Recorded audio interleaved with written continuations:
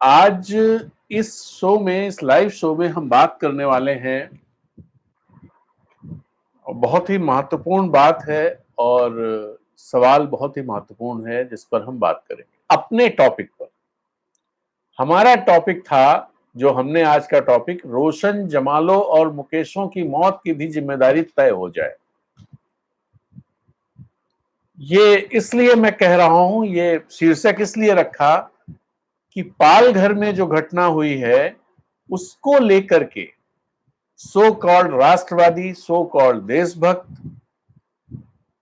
लोग, so called Hindutva वाले लोग, जो हिंदू धर्म की जिनको बहुत चिंता है, जिनको साधुओं की चिंता है, और जो तरह तरह की कॉन्स्पिरेसी थ्योरीज लॉन्च कर रहे हैं, प्रोपेगेंडा कर रहे हैं बिना तथ्यों को जाने हुए, और ये फैला रहे हैं कि देश खतरे में है, यहां हिंदुत्व खतरे में है, साधु खतरे में है, हिंदू लोग खतरे में। ये कहने का उनका जो जो चीजें फैला रहे हैं उसका तात्पर्य ये है। लेकिन मेरा सवाल है, जो मैं फिर कह रहा हूं, कि रोशन जमालो और मुकेशों के लिए भी क्या इनके दिल में जगह है? क्या इनको लगता है कि देश इनका भी है? अभी मैं आपको बताऊंगा कि रोशन कौन है, जमालो कौन है और मुकेश कौन है, और साथ में नीरज की भी कहानी। उससे पहले मैं एक कविता सुनाना चाहता हूं। कविता है सर्वेश्वर दयाल सक्सेना की, और उस कविता का शीर्षक है, थोड़ी लंबी कविता है, धैर्य से सुनिएगा। देश कागज पर बना नक्शा नहीं होता। कविता इस तरह शुरू होती है, यदि तुम्हारे घर के एक कमरे में आग लगी हो तो क्या तुम दूसरे कमरे में सो सकते हो? यदि तुम्हारे घर के एक कमरे में लाशें सड़ रही हो तो क्या तुम दूसरे कमरे में प्रार्थना कर सकते हो? यदि हां, तो मुझे तुमसे कुछ नहीं कहना है। देश कागज पर बना नक्शा नहीं होता कि एक हिस्से के फट जाने पर बाकी हिस्से उसी तरह साबुत बने रहें, और नदियां, पर्वत, शहर, गांव वैसे ही अपनी अपनी जगह दिखें, अनमने रहें। यदि तुम यह नहीं मानते तो मुझे तुम्हारे साथ नहीं रहना। इस दुनिया में आदमी की जान से बड़ा कुछ भी नहीं है। न ईश्वर, न ज्ञान, न चुनाव। कागज पर लिखी कोई भी इबारत फाड़ी जा सकती है और जमीन की 7 परतों के भीतर गाड़ी जा सकती है। जो विवेक खड़ा हो लाशों को टेक, वह अंधा है। जो शासन चल रहा हो बंदूक की नली से, हत्यारों का धंधा है। यदि तुम नहीं मानते तो मुझे अब एक क्षण भी तुम्हें नहीं सहना। याद रखो, एक बच्चे की हत्या, एक औरत की मौत, एक आदमी का गोलियों से चिथड़ा तन किसी शासन का ही नहीं, संपूर्ण राष्ट्र का है पतन। ऐसा खून बहकर धरती में जज्ब नहीं होता, आकाश में फहराते झंडों को काला करता है। जिस धरती पर फौजी बूटों के निशान हो और उन पर लाशें गिर रही हों, वह धरती यदि तुम्हारे खून में आग बनकर नहीं दौड़ती तो समझ लो तुम बंजर हो गए हो। तुम्हें यहां सांस लेने तक का नहीं है अधिकार। तुम्हारे लिए नहीं रहा अब यह संसार। किसी हत्यारे को कभी मत करो माफ, चाहे हो वह तुम्हारा यार, धर्म का ठेकेदार, चाहे लोकतंत्र का सुनाम धन्य पहरेदार। किसी हत्यारे को कभी मत करो माफ। तो ये कविता है सर्वेश्वर दयाल सक्सेना की। और इस कविता के बाद अब आपको हम बताते हैं कि ये रोशन कौन है, जमालो कौन है और मुकेश कौन है। रोशन एक डेली वेजर परिया गांव का। जब लॉकडाउन हुआ वो वहां से चला, पैदल चल के अपने गांव, अपने जिले में आया। 28 मार्च को पहुंचा और वहां उसे क्वारंटाइन में रखा गया। क्वारंटाइन से वो निकल लिया। किस लिए निकला? उसकी पत्नी ने बताया कि घर पर बच्चे भूखे थे, घर पे खाने को नहीं था, और कहीं से कोई रास्ता इस तरह का नहीं था। 2 दिन से 3 दिन से वहां खाना नहीं बना था और भुखमरी की नौबत आ गई थी। ये जब रोशन को पता चला तो वो क्वारंटाइन कैंप से भाग लिया। वो भागा तो पुलिस ने उसे पकड़ा और उसकी बहुत धुनाई की, बहुत ज्यादा। इतनी मार पिटाई के बाद उसे लगा कि अपना जीना बेकार है, मैं कुछ कर ही नहीं पा रहा हूं, अब तो कुछ नहीं कर पाऊंगा, अपने परिवार के लिए, अपने बच्चों के लिए कुछ नहीं कर पाऊंगा। ये उसी देश की बात है, उसी देश का नागरिक है जिस देश को 5 ट्रिलियन बनाने की घोषणाएं होती रहती हैं, जिस देश में अन्न के भंडार भरे हुए हैं, जिस देश में देशभक्ति का ज्वार सबसे ज्यादा चलता है। ढेर सारे लोग जो सोशल मीडिया पर, आईटी सेल में और इस तरह की तमाम चीजों को संचालित करते हैं और जहां से देशभक्ति का पूरा बुखार फैलाते हैं, एक तरह से देशभक्ति का प्रचार करते हैं, देशभक्ति की बात करते हैं, राष्ट्रवाद की बात करते हैं, उन सब लोगों के लिए मुकेश क्या इस देश का नागरिक नहीं है? कभी मुकेश की बात वो करेंगे? कभी मुकेश के लिए वो सोशल मीडिया पर कैंपेन चलेगा? कभी मुकेश के लिए सीबीआई जांच की बात की जाएगी, जैसे पालघर के लिए की जा रही है? उसमें पता है क्या हुआ है, घटना पता है, एक आपराधिक कृत्य है, सब लोग मान रहे हैं, जांच की जा रही है, लोगों को गिरफ्तार किया गया है, लेकिन मुकेश कौन जिम्मेदार है? क्या ये सवाल कोई पूछेगा? कोई राष्ट्रवादी पूछेगा? कोई देशभक्त पूछेगा? कोई हिंदुत्ववादी पूछेगा? ये मुकेश की कहानी है। अब आपको बताते हैं जमालो की कहानी। जमालो 12 साल की एक आदमी, वहां के लोग, पास में तेलंगाना की सीमाएं लगती हैं जहां मिर्चे की खेती होती है। मिर्चे के खेतों में काम करने के लिए छत्तीसगढ़ से लोग जाते हैं। 2 महीने पहले ये बच्ची, 12 साल की बच्ची जो अपने माता पिता की इकलौती संतान, अपने गांव के 12 लोगों के साथ उस समूह में शामिल होकर काम करने के लिए तेलंगाना गई,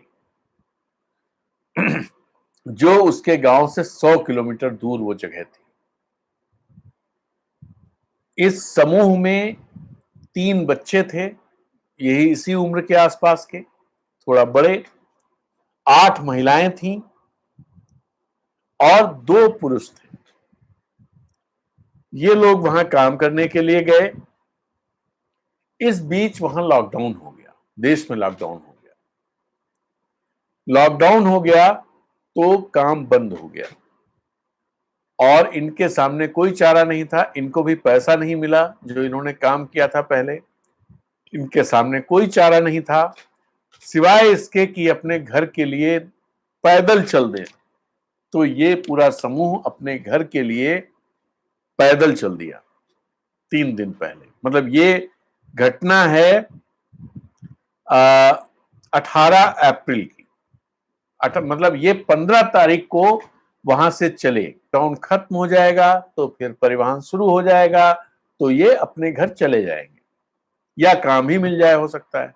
लेकिन लॉकडाउन और आगे बढ़ गया, और आगे बढ़ गया तो इनके पास अपने जीवन को बचाने के कोई भी साधन नहीं थे। तो इनको अंतिम चीज ये लगी कि हम अपने देश पहुंच जाएं, अपने गांव पहुंच जाएं, और उसके लिए पैदल ही चल पड़े 13 लोग। 3 दिन में 100 किलोमीटर की यात्रा की।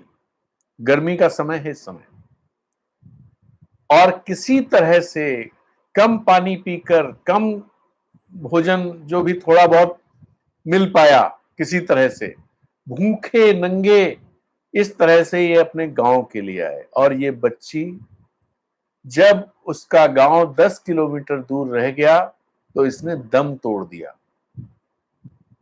इसने दम तोड़ दिया। इसके शरीर में इलेक्ट्रोलाइट्स की कमी हो गई और इसने दम तोड़ दिया।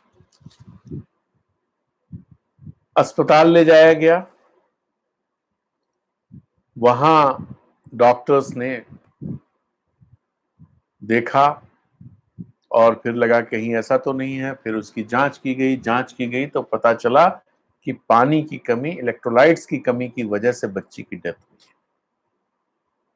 ये सवाल जमालो का की मौत के लिए जिम्मेदार कौन है, ये सवाल कोई राष्ट्रवादी पूछेगा? सो कॉल्ड राष्ट्रवादी जो अपने को देश का सबसे बड़ा शुभचिंतक मानते हैं, पूछेंगे क्या? मुझे इससे दिक्कत नहीं है कि आप पालघर में हुई घटना के जिम्मेदारों के लिए, मैं भी पूछ रहा हूं सवाल, उसके लिए कौन जिम्मेदार है, और जिनकी लापरवाही से वो घटना हुई है उनको सजा मिलनी चाहिए। लेकिन जमालो के लिए भी सवाल पूछने होंगे। जमालो भी इस हिंदुस्तान की बेटी थी,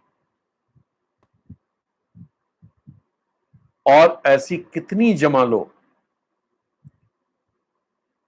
इस लॉकडाउन के समय और बिना लॉकडाउन भी भूख से दम तोड़ती होंगी। 5 ट्रिलियन अर्थव्यवस्था की बात करने वाले हम लोग कितने दोहरे चरित्र के लोग हैं कि हम अपनी बेटियों, 12 साल की बच्ची को काम करना पड़ता है अपने परिवार और खुद का पेट भरने के लिए, और हम बनने जा रहे हैं दुनिया की ताकत। इस पर सवाल पूछा जाना जरूरी है। लेकिन ये राष्ट्रवादी, ये देशभक्त, सो कॉल्ड देशभक्त, ये सवाल नहीं पूछ सकते, क्योंकि इसके लिए जिम्मेदार हमारी सरकार है। और सरकार के खिलाफ, सरकार से सवाल पूछना इन राष्ट्रवादियों और देशभक्तों की डिक्शनरी में उसके लिए शब्द है कि ये देशद्रोही लोग हैं। ये पाकिस्तान के इशारे पर काम करते हैं जो सरकार से सवाल पूछेंगे। लेकिन सवाल तो पूछने पड़ेंगे। अगर आप देश की बात सोचते हैं तो जमालों के लिए सवाल पूछना पड़ेगा। अब आते हैं, मुकेश की बात करते हैं। मुकेश पेंटर था, बिहार का रहने वाला, गुरुग्राम जो नया नाम दे दिया गया है गुड़गांव का, वहां गया था 3 महीने पहले काम करने के लिए। 3 इसके संतानें थीं, इसकी वाइफ और इसके ससुर और इनकी सास। तो ससुर भी वही काम करते थे। ये रहते थे DLF 5 में, गुड़गांव।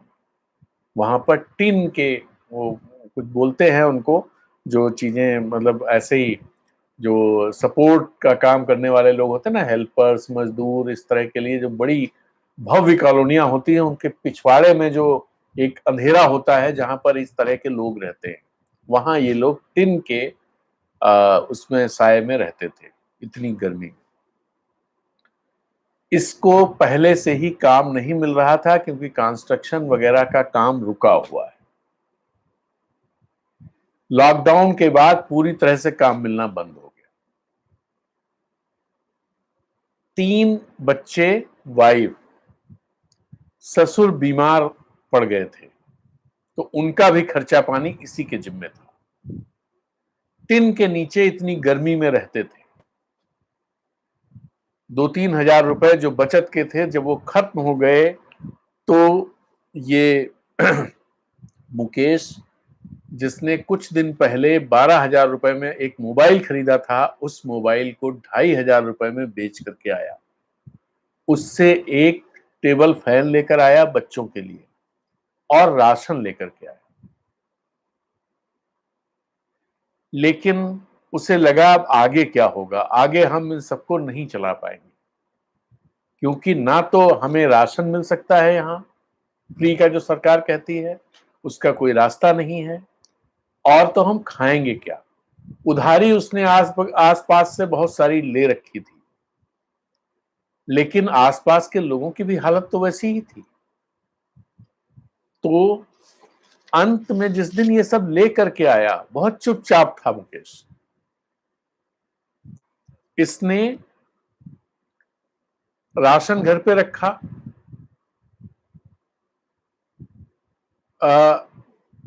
फैन, बच्चों को बताया कि तुम्हारे लिए फैन ले आया हूं, अब थोड़ी गर्मी कम लगेगी, हवा मिलती रहेगी।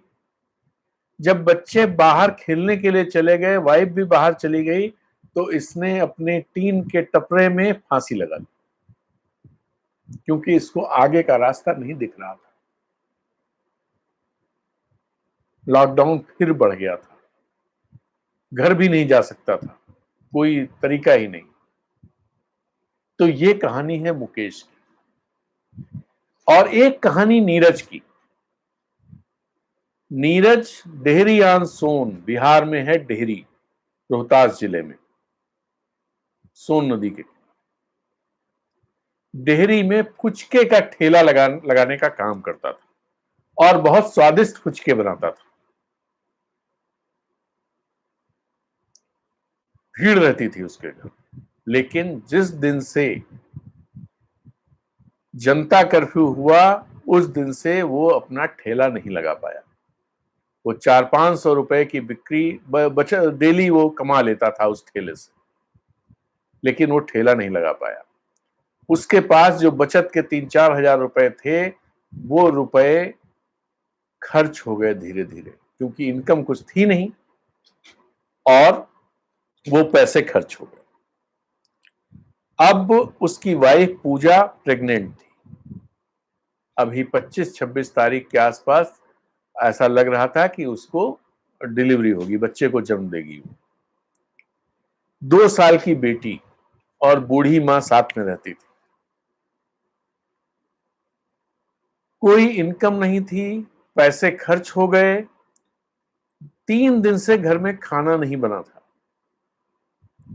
वाइफ ने, पूजा ने उससे बोला, ये परसों की घटना है, पूजा ने उससे बोला कि ऐसे कैसे चल पाएगा, बच्ची भूखी है, 2 दिन से खाना नहीं मिला है, मां भूखी है और हम दोनों भी भूखे हैं और मेरे पेट में बच्चा है, तो ऐसे कैसे चलेगा।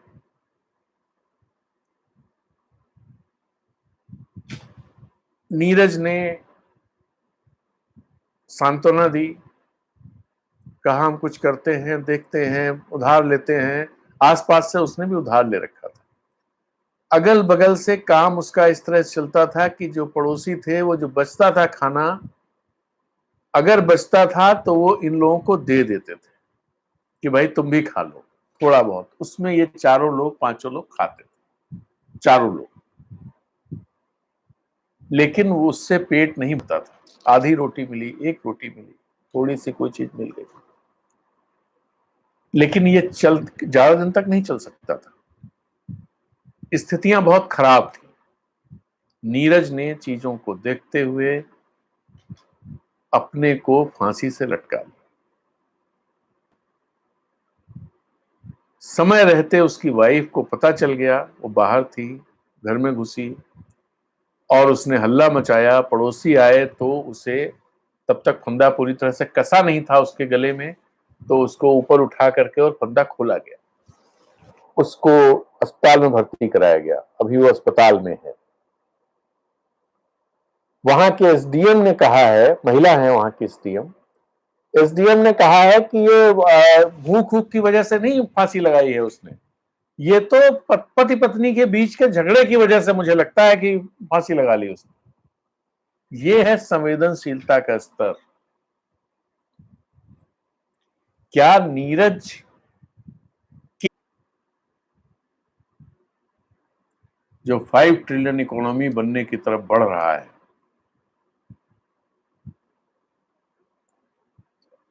तो हमारा सवाल इन सभी सो कॉल्ड राष्ट्रवादियों, देशभक्तों, आईटी सेल चलाने वाले जो देशभक्त हैं, इन सबसे है कि आपका सेल कभी इन पर भी कोई ट्वीट करेगा? आपका सेल, जो आईटी सेल जो देश भर में जिसका तंत्र आपने बना रखा है, क्या इनके लिए भी कोई हैशटैग ट्रेंड कराएगा? ये तो बेचारे कोई हैशटैग जानते ही नहीं, लेकिन क्या इनके लिए भी हैशटैग कोई बनेगा? क्या देश इनकी भी चिंता करेगा कभी? और ये आबादी छोटी मोटी नहीं है। देश में विश्व बैंक की स्टडी के हिसाब से 80 करोड़ से ज्यादा लोग हैं जिनकी दैनिक आमदनी ₹250 से कम है। तो ये सब नीरज हैं, ये मुकेश हैं, ये रोशन हैं और इनके बच्ची जमालो है। और देश इन्हीं से बना हुआ है। अगर हम इनकी चिंता नहीं करेंगे तो जैसे अफ्रीका में देश हैं कई सारे, कांगो और भी बहुत सारे ऐसे देश हैं जहां कुछ लोग हैं जो बहुत पैसे वाले लोग हैं, बाकी जनता कीड़े मकोड़ों की तरह रहती है। नक्शे पर उन देशों को आप आइडेंटिफाई भी नहीं कर पाएंगे, नाम भी नहीं सुना होगा।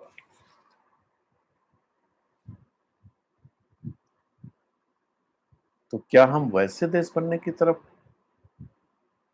बातें करते रहते हैं? हम 5 ट्रिलियन और चीन को पीछे छोड़ देने की और अमेरिका को पीछे छोड़ देने की और दुनिया का विश्व गुरु बनने की, और हमारे घर में जमा लो 100 किलोमीटर पैदल चल के। तो